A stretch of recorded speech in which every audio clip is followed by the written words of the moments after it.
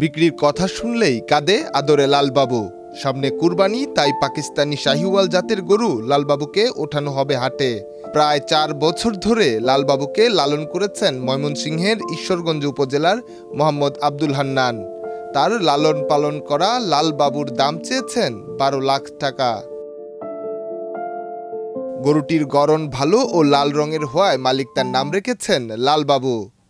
লালবাবু খামারি হান্নানের যেন ভক্ত, যা বলে তাই বুঝতে পায়, আর সেজন্যই হয়তো বিক্রির কথা বললেই কেঁদে ওঠে লালবাবু।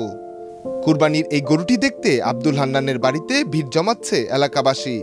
এরকম গরু আমরা এই এলাকাতেও দেখছি না, ঈশ্বরগঞ্জের বাজারও কি আছে কিনা এটা কই যেতাম ঈশ্বরগঞ্জের টানার মধ্যে, কিন্তু এই গরুটা খুব কষ্ট করে মানে খুব কাজ করে ফেলছে আর কি। 10 ফুট দৈর্ঘ্য ও 6 ফুট উচ্চতার লালবাবুর ওজন 20 মণ। লালবাবুর খাবার হিসেবে প্রয়োজন পড়ে ভুসি, ভুট্টা, ঘাস, খড় ও পাকা কলা।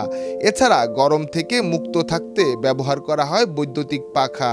এটা হইলো শাহিওয়াল, এটার বীজ হইলো ভিন্ন আলাদা একটা সুন্দর জিনিস এবং মাংসের মধ্যে সবচেয়ে ভালো। এই যে গছটা আছে, এই গছগুলা গরু খুব কম হয়। তাছাড়া এটা আমার ওজনে প্রায় এটা 18 মনের মতো দাম আছে। এটা আমি অনেক শখ করে পালছি। এটা খরচের সাথে আমার মিলবে না। এটা পার ডে আমার 1200-1300 টাকা খরচ আছে। আর গরু তো বিক্রির কথা শুনলে পরে কান্দে, চোখে পানি ভরে। কুরবানি আসলেই প্রস্তুত হতে থাকেন খামারিরা।